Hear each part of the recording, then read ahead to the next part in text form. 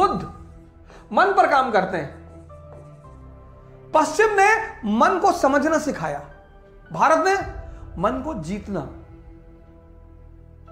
कबीर बहुत नाराज है मन पे।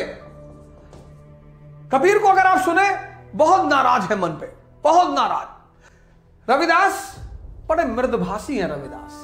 रविदास कहते हैं मन चंगा तो कटौती में गंगा।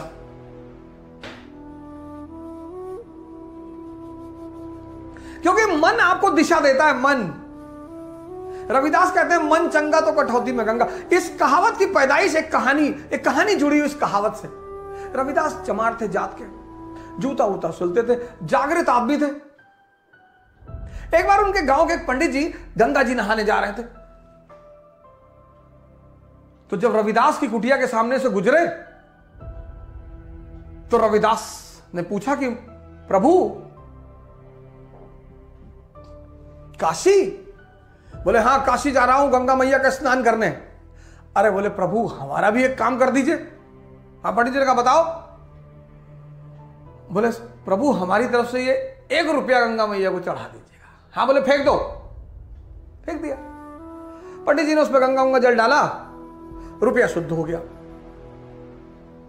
वही गंगा जल रविदास पे भी डाल देते, वो भी शुद्ध हो जाता, जब उस गंगा जल में इतनी ताकत है। पंडित जी, जातिवाद पर एक दिन लेक्चर लूंगा आपको, भारत में जातिवाद का जन्म और उसका षड्यंत्र, जातिवाद पे लेक्चर लूंगा। तो रविदास ने कहा पंडित जी एक बात और सुन लीजिए। बोले हाँ बताइए। बोले जब आप 1 रुपया गंगा मैया को चढ़ाइएगा तो उनसे कहिएगा कि रविदास ने एक जोड़ा कंगन मांगा है। बोले गंगा मैया से? बोले हाँ। बोले अच्छा।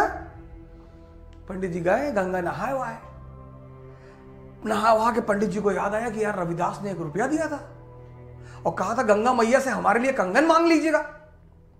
तो पंडित जी ने 1 रुपया निकाला, गंगा मैया पे चढ़ा दिया उस पानी में और कहा कि मां रविदास ने कंगन मांगा 1 जोड़ा। गंगा मैया अवतरित हुई, बोली ये कंगन हमारे बेटे को दे देना।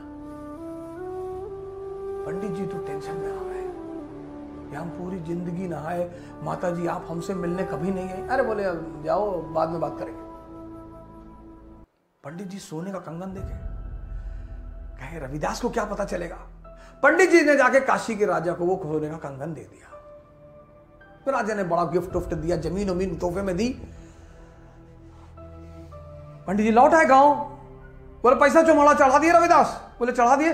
बोले कंगन? बोले वो कंगन गंगा में निकल के कंगन देती किसी को? रविदास ने कहा कोई बात नहीं बाबा जी, आप जो कह रहे सही कह रहे। बात आई गई हो गई। एक दिन क्या हुआ कि काशी के जो राजा थे उनकी पत्नी स्नान करने गई गंगा जी, उनका एक कंगन खो गया। आई बोली कि हमको यही कंगन दोबारा चाहिए और यही चाहिए। राजा साहब ने पंडित जी को बुलवाया, कहा ये दूसरा कंगन दिलाओ, यही जोड़ा, यही। अब तो पंडित जी फंस गए, बड़े सुनारों के पास गए। अरे इसका ये मॉडल भैया हम ना बना पाएंगे, है ही नहीं। तब पंडित जी थक हार के आए और रविदास को सारी कहानी सुनाया, क्योंकि राजा ने कहा था पंडित जी 1 जोड़ा ला के दे दो नहीं तो फांसी चढ़ा देंगे। तब अंत में आए रविदास के पास कि भैया बचा लो नहीं तो जान चली जाएगी। कंगन दिया था मां ने और पूरी कहानी उन्होंने सुनाया।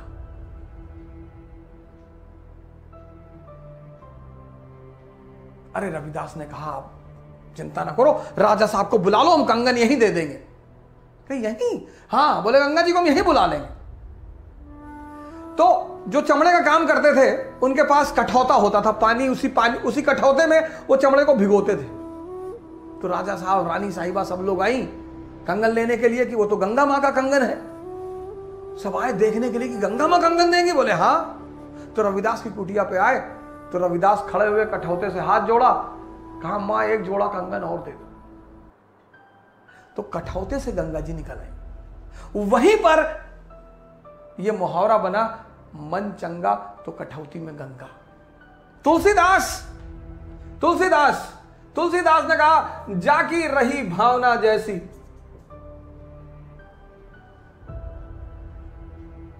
हम पश्चिम से बहुत आगे हैं सर। यही डर है पश्चिम को, इसी से डर है, इसी से। क्योंकि जिसने अपने मन को जान लिया वो महान बन सकता है, बिल्कुल, लेकिन जीत लिया वो भगवान बन जाएगा। भारत बहुत आगे है पश्चिम से। पश्चिम को पता है कि इस धारा को तोड़ दो, इस धारा को। बुद्ध कहते हैं विपासना, स्वयं को देखना।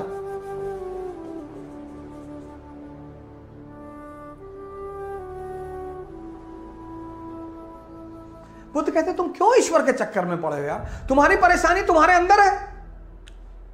आनंद ने कहा कैसे? कहा अपनी बीवी से परेशान हो ना? बोले हाँ। तो क्यों परेशान हो? बोले औरतें परेशान करती। बोले बिल्कुल कभी नहीं करती। कौन बोला औरतें परेशान करती?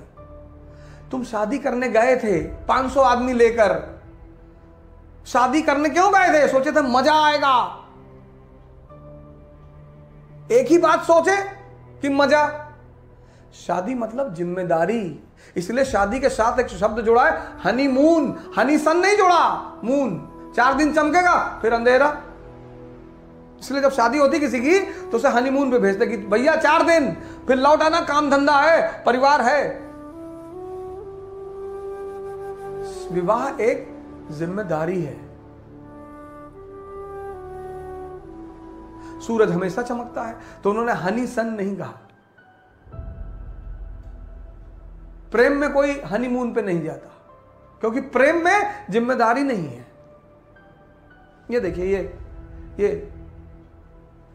पश्चिम बड़े बड़े साइंटिस्ट पैदा किए उसने, मन पे काम किया उसने, मन को समझा। Sigmund Freud, basic instinct, psychoanalysis. पश्चिम को एकदम पढ़िए सर, पश्चिम के पास तो एक से एक विचारक है।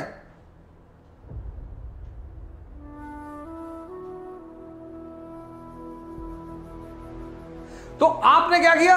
ये देखिए, पश्चिम ने मन को समझना सिखाया। ज्यादा साइकोलॉजी पढ़ के कभी कभी लोग पागल हो जाते हैं, ज्यादा समझ जाते हैं। भारत ने मन को जीतना सिखाया। देखिए सारे संतों की धारा। और मन को अगर मजबूत करना है सर, एक बड़ा सिंपल तरीका बता दे रहा हूं आपको मन को मजबूत करने का। योग निद्रा का अभ्यास कीजिए।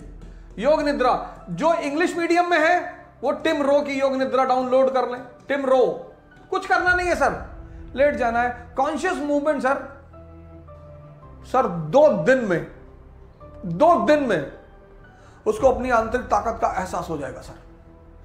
हालांकि शुरुआत में उसे नींद बहुत आएगी।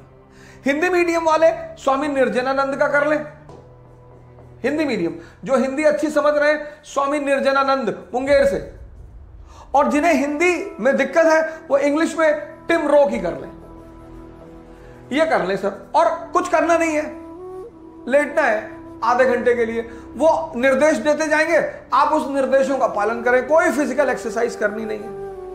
बहुत प्यारी चीज है योग निद्रा सर। मन को संस्कारित करने के लिए, अपनी दिशा में आगे बढ़ाने के लिए बड़ी प्यारी चीज है योग निद्रा। आप यहां से शुरुआत कर सकते हैं। आप किसी भी विचार को अगर अपने सबकॉन्शियस में प्लांट करना चाहते हैं, वो पहला कदम है। किसी विचार को अपने सबकॉन्शियस में प्लांट करना। आप ध्यान करना चाहते हैं, आपसे नहीं हो पा रहा है, आप योग निद्रा से उस विचार को अपने सबकॉन्शियस में 2 महीना लगेगा, प्लांट कर लीजिए सर। उसका कुछ नहीं करना, वो विचार ही